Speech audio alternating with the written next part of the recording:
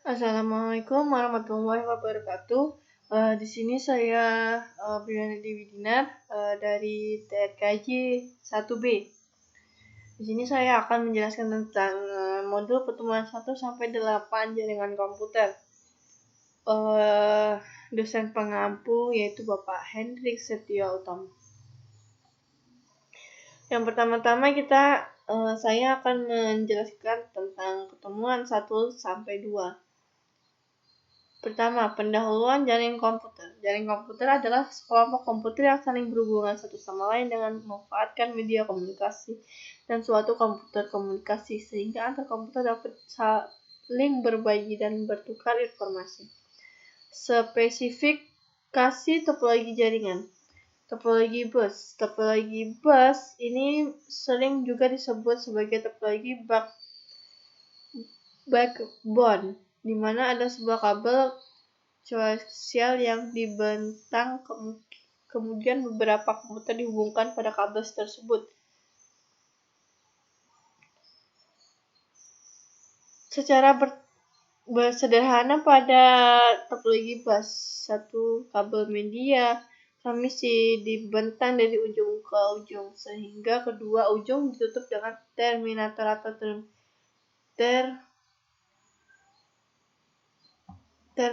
atau terminating resistance, atau biasanya berupa tahanan listrik sekitar 60 ohm.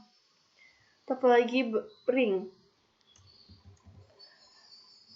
Topologi ring adalah topologi di mana setiap komputer terhubung dengan tepat dua komputer lainnya berbentuk ring. Penyampaian pesan bersifat searah dan melingkar. Topologi jaringan ini bersifat deterministik, yaitu setiap komputer diberikan akses untuk transmisi pada interval waktu yang tepat. Semua node terhubung dalam loop tertutup. Topologi ini terutama bekerja pada sistem berbasis token, dan token bergerak dalam satu lingkaran dalam satu arah tersebut. Selanjutnya ada topologi star. Topologi star adalah topologi jaringan komputer di mana semua node terhubung ke hub terpusat. Hub atau switch bertindak sebagai middleware atau node. Setiap node yang bermitra layanan menyediakan layanan tema hubungi hub untuk komunikasi.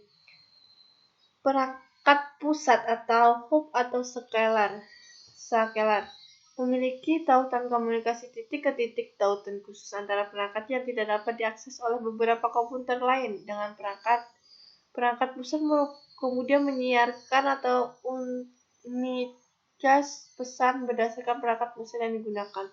Hub menyiarkan pesan, sedangkan scalar unicast pesan dengan mempertahankan tabel akse scalar. Penyiaran meningkatkan lalu lintas data yang tidak perlu dalam jaringan. Dalam topologi star, hub dan switch bertindak sebagai server. Perangkat lain terhubung bertindak sebagai kalian. Hanya satu poin input atau output dan satu kabel yang diperlukan untuk menghubungkan suatu node ke perangkat pusat. Topologi ini lebih baik dari segi keamanan karena data tidak melewati setiap node. Misalnya LAN, kecepatannya tinggi dan lain-lain. Selanjutnya yang keempat, topologi mesh adalah topologi jaringan komputer di mana nodenya saling terhubung satu sama lain. Dengan kata lain, komunikasi langsung terjadi antara node dalam jaringan. Ada terutama dua jenis mesh. Full mesh, di mana setiap node terhubung ke setiap node lain dalam jaringan. Yang kedua, partial mesh, di mana beberapa node tidak terhubung ke setiap node dalam jaringan. Topologi pohon. Topologi pohon juga disebut topologi hierarki atau bintang dari bintang. Topologi pohon adalah kombinasi dari topologi bus dan bintang. Node terhubung dalam kelompok workstation berkonfigurasi bintang yang bercabang dari rod tunggal. Node akar biasanya mengontrol jaringan dan terkadang arus lalu lintas jaringan.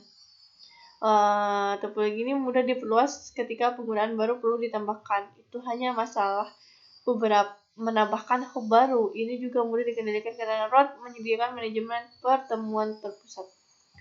Topologi hybrid. Topologi hybrid adalah topologi komputer yang merupakan kombinasi dari dua atau lebih topologi. Dalam menggunakan praktis, mereka adalah paling banyak digunakan. Topologi ini juga semua orang saling berhubungan sesuai dengan komputer sehingga membentuk hybrid. Semua fitur bagus dari setiap topologi dapat digunakan untuk membuat topologi hybrid dan yang efisien. Yang ketiga, spesifikasi perangkat jaringan. 1. Komputer server. Server merupakan sebuah komputer yang berisi sistem operasi, pemrograman aplikasi, dan basis data atau database. Komputer server bertugas untuk memberikan pelayanan kepada komputer kalian dalam sebuah jaringan. Di dalam komputer server terdapat databases dapat digunakan bersama-sama oleh komputer kalian. Pada umumnya perbedaan antara server dan komputer lainnya terlebih terletak pada software yang digunakan. Server menjadi host untuk mengontrol hardware yang akan di-share pada workstation. Sekarang yang kedua, Kalian. Kalian merupakan komputer digunakan untuk mengolah databases yang diambil dari komputer server. Komputer ini berperan sebagai penggunaan layanan jaringan yang kinerja dibatasi oleh komputer servernya. Line card. Line card merupakan kartu jaringan berupa papan elektronik yang berpasang pada komputer dan terhubung pada sebuah jaringan server maupun klien. Sekarang ini terdapat banyak sekali jenis kartu jaringan yang beredar di pasaran. Beberapa hal yang perlu diketahui dari kartu jaringan adalah tipe kartu, jenis protokol, dan tipe kabel sebagai pendukung. Hub. Hub merupakan suatu perangkat yang memiliki port. Hub bertugas menghubungkan komputer server ke beberapa komputer kalian sehingga membentuk sebuah jaringan atau topologi star. Selain berbagai pusat koneksi, hub berfungsi sebagai penguas sinyal. Komputer yang terhubung dengan hub akan melakukan pertukaran data sebagai pergantian. Hub digunakan untuk menghubungkan banyak peralatan yang jaringannya sama. Yang kelima, repeater. Repeater adalah alat yang hampir sama seperti hub. Perangkat ini merupakan alat sederhana yang berfungsi untuk memperbaiki dan memperkuat sinyal melewatinya. Kabel yang digunakan perangkat ini adalah kabel berukuran panjang. Di sini ada cara kerja repeater, itu menerima sinyal dari kabel sebelumnya dan dipancarkan kembali ke kabel berikutnya dengan kekuatan sinyal penuh seperti semula. Kabel dan konektor. Kabel dan konektor bertugas untuk menghubungkan satu komputer dengan komputer lainnya dalam satu jaringan. Dalam jaringan komputer, kabel berfungsi sebagai media penghantar sinyal. Terdapat beberapa jenis kabel yang dapat digunakan. Setiap kabel memiliki kemampuan serta spesifikasi yang berbeda. Kabel-kabel tersebut harus dipasang pada konektor yang sesuai agar dapat dihubungkan dengan Ethernet card.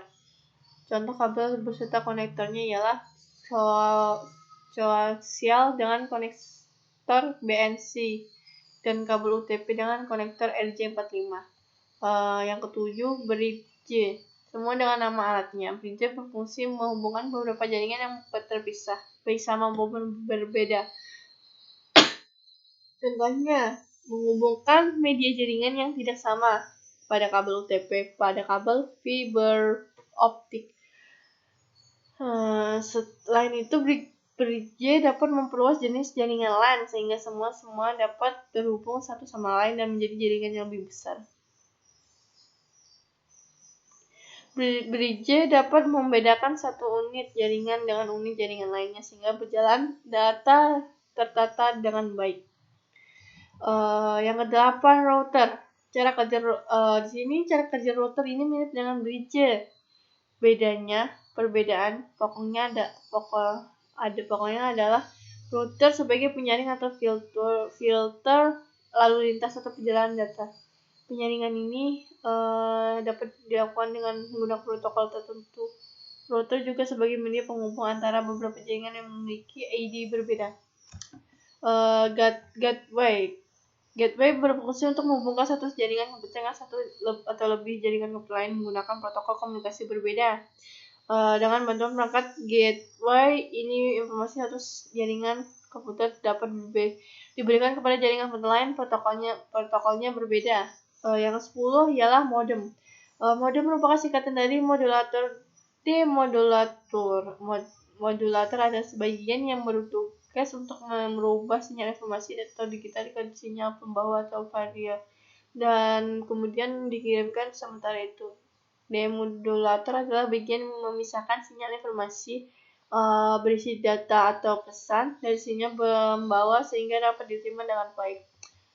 Di sini saya akan menjelaskan pertemuan ketiga. Pertemuan ketiga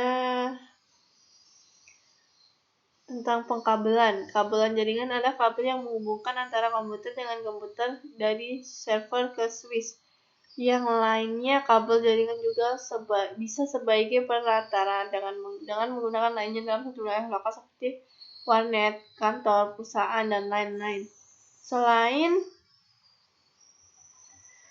itu, kabel juga bisa disebut dengan kabel UTP yang sering digunakan untuk line dan kabel telepon. Kabel UTP terdiri dari 4, yaitu 4 warna konduktor tembaga, dan setiap pasangannya memiliki kabel berpilih. Kabel UTP terhubung ke perangkat melalui konektor modular, yaitu 8 pin, yang biasa kita sebut sebagai RJ45.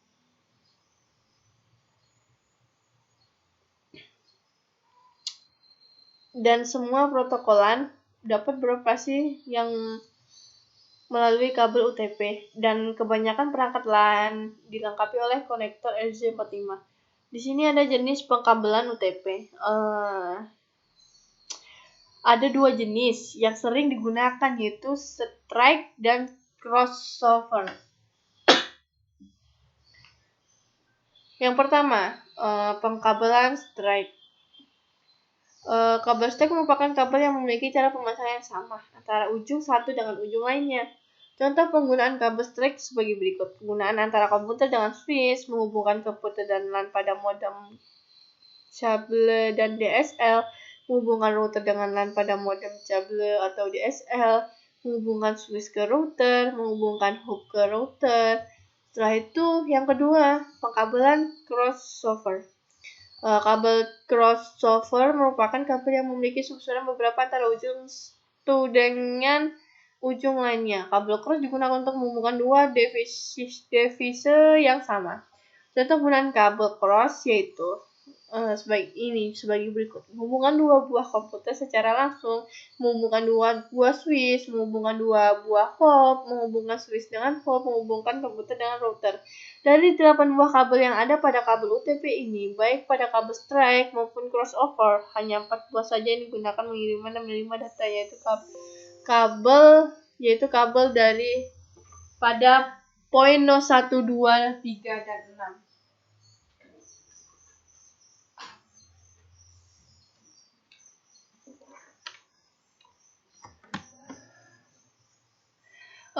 Setelah itu, pertemuan 4 dan 6. Pertemuan 4 dan 6 tentang pengelamatan IP address. IP address adalah alamat atau identitas logis yang unik dari sebuah komputer atau host dalam sebuah jaringan. Begitu singkatnya. Pada intinya, IP address merupakan sebuah sistem pengelamatan berbasis Internet Protocol. Peran IP dalam Internet. Pada dasarnya, ketika kita mengakses satu layanan internet, misalnya web, kita mengakses server dari web tersebut menggunakan sebuah IP address sebagai sistem pengelamatan logis.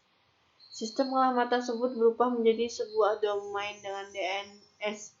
Misal Google IP address Google misalnya adalah 172.217.14.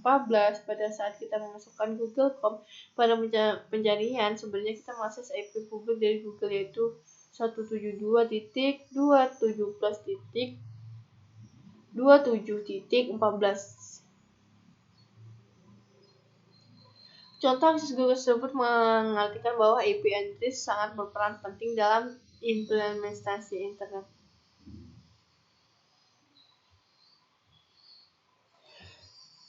Penulisan IP address. Tata cara penulisan IP address terdiri dari dua bagian, yaitu bentuk desimal angka 0 sampai 9 dengan dalam bentuk biner angka 1 dan 0. Dua bentuk penulisan ini agar lebih mudah dibaca oleh manusia atau pengguna dalam sebuah desimal.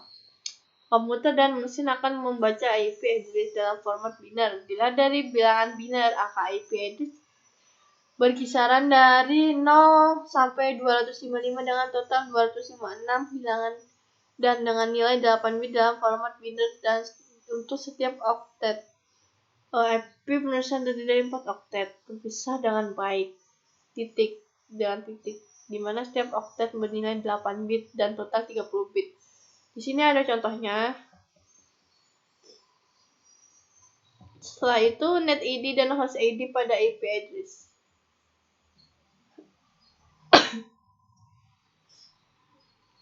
IP address adalah IP address semprot, IP address Google, IP address seperti IP address modem. IP address terdiri dari total 32 bit di dalamnya yang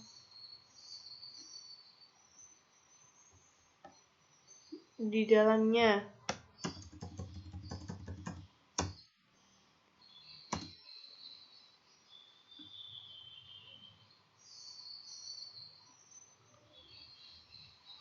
Di dalamnya suatu jaringan, terutama yang terdiri dari beberapa komputer. Tentu setiap komputer akan mempunyai IP address yang berbeda-beda. Network ID dalam suatu IP address nilainya tidak akan berubah. Yang akan membedakan IP address untuk setiap klien adalah host ID. Pengelamatan berdasarkan net ID dan host ID pada IP address tergantung pada kelas IP address. Sejauh yang penulisan ketahui, praktik network ID dan host ID hanya dipraktekkan pada 3 kelas IP, yaitu IP kelas A, kelas B, kelas C, dengan kelas sebagai berikut.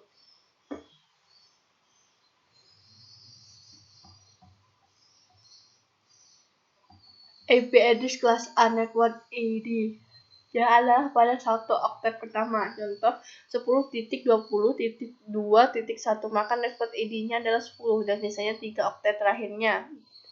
20.2.1 adalah host ID.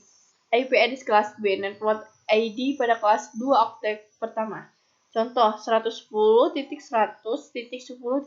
maka network ID-nya adalah 110.100 dan sisanya 2 oktet terakhirnya 10.1 adalah host ID. IP address kelas C network ID-nya adalah 3 oktet pertama. Contoh 192.168.3.1, maka network ID-nya adalah 192.168.3 dan sisa 1 oktet lainnya adalah 1 adalah host ID.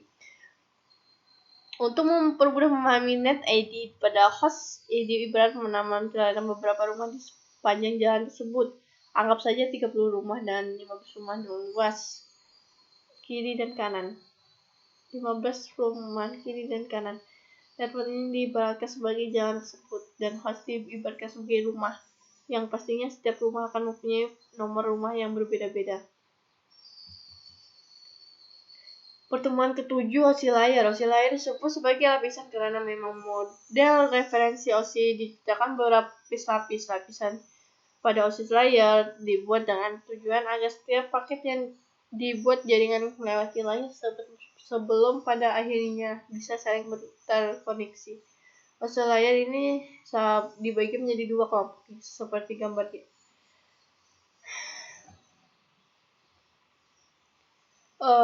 di sini.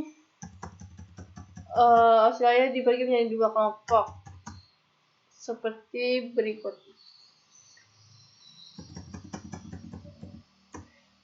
Upper layer atau host layer yang lebih fokus pada aplikasi penggunaan dan berbagi file direpresentasikan di komputer. Lower layer atau media layer merupakan inti dari komunikasi data melalui jaringan outward. Cara kerja OSI layar dapat dijelaskan secara singkat dan bisa dianalogikan seperti ketika mengirimkan email. Isi email adalah data yang akan dikirim oleh layer 7 sampai 5. Lalu sesuai standar pengiriman email tersebut, kita masukkan ke dalam sebuah kotak pada layar 4. Agar email tersebut bisa terkirim, kita perlu menambahkan alamat email penerimanya pada layar 3. Selanjutnya email tersebut akan diterima oleh mesin pengirim layar 2 yang nantinya akan mengirimkan email tadi yang merupakan fungsi layar 1. Kemudian akan berbalik kembali ketika data dikirim kembali ke layar 7.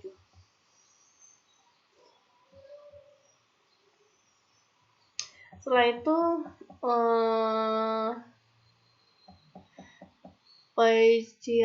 layar 1 merupakan layar pertama yang berhubungan dengan fisik dari sebuah jaringan layar. Fisikal ini berhubung erat dengan fungsi persinyalan serta merupakan layar yang paling dekat dengan hardware atau perangkat keras jaringan secara fisik.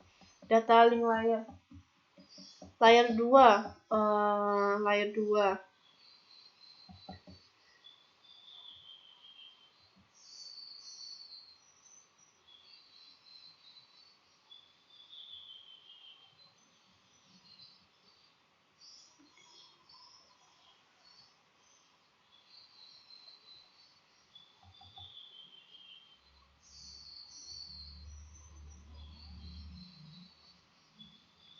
Layer 2 memiliki dua sublayer, yaitu Media Access Control atau MAC, memecahkan menjadi frame sebelum transmisikan, dan memegang address physical match address untuk address jaringan. Sublayer kedua Logical Link Control LLC memiliki fungsi mengatur dan mengendalikan bagaimana beberapa piranti dan protokol sebagai satu link tunggal dalam suatu jaringan.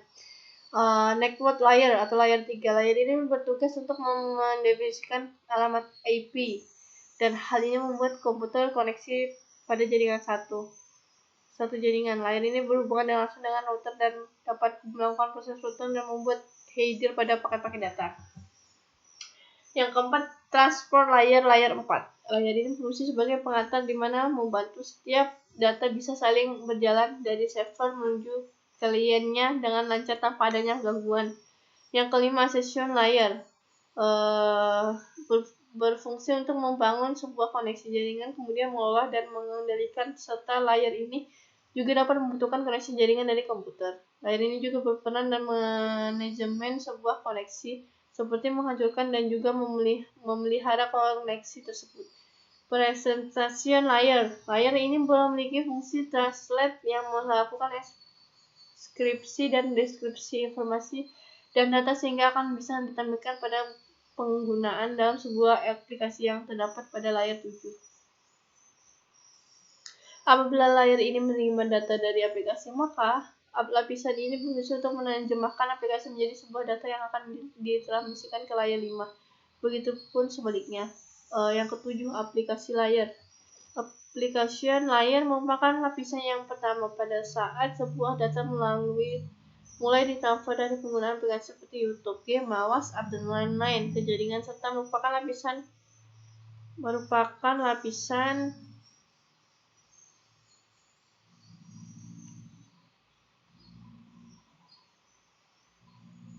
terakhir yang dilewati begitu komputer menerima data tersebut.